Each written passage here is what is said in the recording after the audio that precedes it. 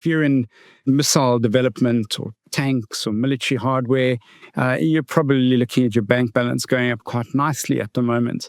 But for for other businesses and commercial organizations, you're probably thinking, listen, it's just a massive risk, and how do you manage that? But I came across a really great article recently. One of the big opportunities is basically underground data fortresses. Okay.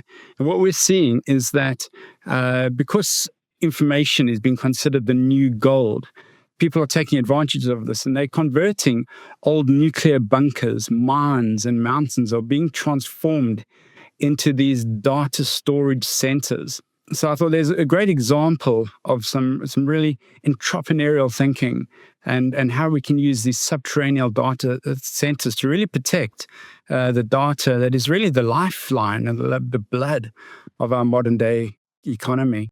And you would imagine that if two big countries go to war, bombing the other country's data center could wipe out all of their control systems for their infrastructure, could wipe out their banking, could significantly harm the economy and, switch off all their telecoms.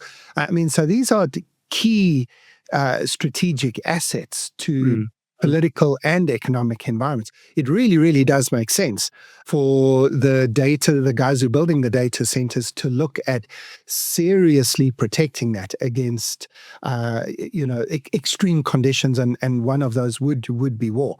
So, we've got a few mining clients. I wonder if they would listen and imagine, because, we've been down those mines. That'd be a perfect place, some of the old mines, wouldn't you think, to put a data center? Other than potentially the high temperatures that you start to get as you go further and further into the Earth's crust, you can imagine these being an ideal diversification for some of our big mining clients.